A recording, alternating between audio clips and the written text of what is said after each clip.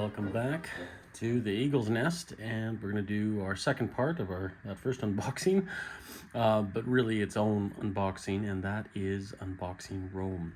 And you can see I've already unboxed it, but there's some method to my madness here. I've put all the Western Roman pieces on the board, and we're just going to go through them step by step and go over it, and then we'll go into the box and some of the other things. So this is a beautiful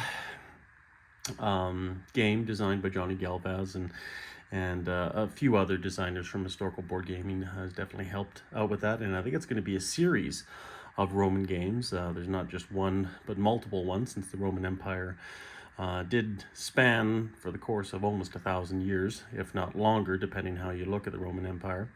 But in this game, and I have not played it before, I've seen some videos and stuff like that. Just going to go over some of the pieces and some of the fundamentals of the game itself. So we'll dive right in here. I'm going to remove this box. This is 18 by 34 inches. And you can see, compared to Global War 36 behind me, or behind that map, it's obviously much smaller. And I believe you can get custom larger maps if you want. This is the one that comes with this edition that I bought. You can see that there's 6 nations. We have the Western Roman Empire, the Eastern Roman Empire, the Sassanids, the Huns, the Goths, and the Franks. And obviously they are going to be warring with each other, and I believe the Western and Eastern Roman Empire work together within reason against these 4 aggressor nations that are going to be trying to conquer as much territory as they can before the game ends. You can see here are some of the ships and sculpts with this game, and we're going to zoom in right here. You can see the Roman warships of the day, trireme, and I think this could be a quinquereme, quadreme. Obviously, the reason why they were called those is the amount of rowers for each side. So obviously very cool looking ships, and probably love to maybe figure out a painting scheme for these. But each nation has basically the same sculpts and about the same amount of units. That's why I only have one on the board right now, because we don't need to have them all. I believe these are the legionaries. Very cool. And cavalry. Roman cavalry.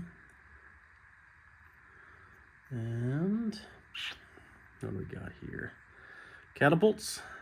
Beautiful catapults. And I believe, I don't know all the pieces off by hearts. But these are obviously spearmen on cavalry. I don't know if they're called equites or if it's actually these units here. But not 100% up on ancient history, but it is a small passion of mine.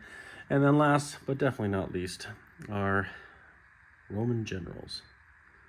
Probably the favorite sculpt on the board. Next to the ships, of course. I always love my ships. But you can see it comes with a battle board, attacker, defender, a lot simpler compared to some of the mammoth games done by Historical Board Gaming. We have infantry, cavalry, generals, and this is obviously the attacker. And over here we have our defender, same thing, just different stats. And of course then we have our galleys. Casualty zone down here.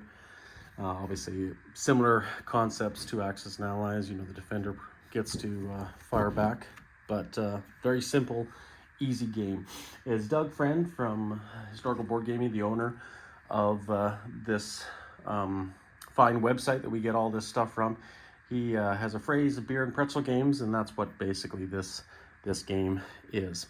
You have the gameplay setup, Carthaginians, Africa, like all these territories here where you have the Western Roman Empire and then our Eastern Roman Empire. The Western Roman Empire is clearly much stronger in some ways, but they have equal IPP. And then here's the IPP coming from their aggressor nations. But obviously they're going to have some advantages attacking Rome. So you got the Franks, Goths, Sassanids, and of course the Huns taking up the rear. Nice artwork, good stuff, good material, not crappy cardboard like you get from some manufacturers. Good quality, simple instructions. Just basically goes over how you can play this, 2 players, up to 6 players. Here are your nations, your IPP, neutral regions, goes through it all. And it's a very, very simple instruction booklet. Like, so simple is in, like, it's ridiculously simple. I've never seen something so simple, and it doesn't take a lot of time to figure out everything. So, very cool. We'll take and look at the box it comes in. This is our box here.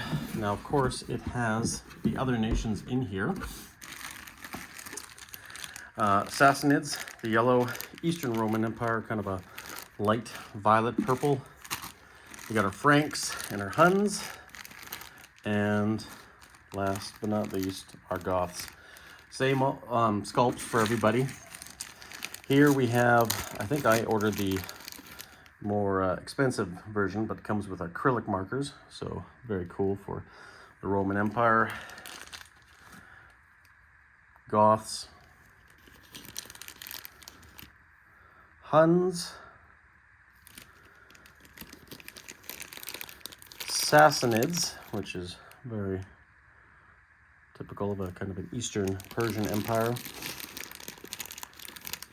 Eastern Roman Empire, and we got our Franks. And I don't think there's anything else in here we need to worry about. So just multiple ones. And now, of course, we have our chips for quantities and amounts. Sometimes you'll have whites representing 1, green representing 3 or 2, red representing 5. These larger chips, I'm not sure what these are, if they are part of the game or if it's something I've ordered with it. But once again, we'll figure that out at a later point, or if they use this as money or just a bigger chip for it. Not sure about that, so we're not too worried about this. And then just our simple dice. And obviously, there's 4 dice. There's not a lot of dice rolling here. Simple game mechanics. And that's it, guys. Nice, simple, easy unboxing of Rome. Several $100 game if you buy it from Historical Board Gaming. Is it worth it? Yes, it is worth it. Locally owned business, or I shouldn't say locally owned business, but American owned business. Even though I'm a Canadian, I like to support American, Canadian, North American businesses. And it takes time. It takes time to develop these games. Nothing is free in this world. Everything has gone up in pricing, but it's a great quality of pieces.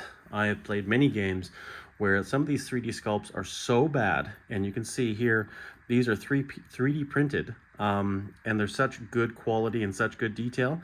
If that's added value to you, great. If not, well, then, like I say, you can go to your game shop, and I know, because I can go to my game shop in town, and I'm still paying that amount anyways, for an out-of-box or just a game from some of the bigger companies. So, comes as a boxed game if you want it, and I think it's worth every penny. So go check out Historical Board Gaming, and take care, guys, and we'll see you for the next unboxing.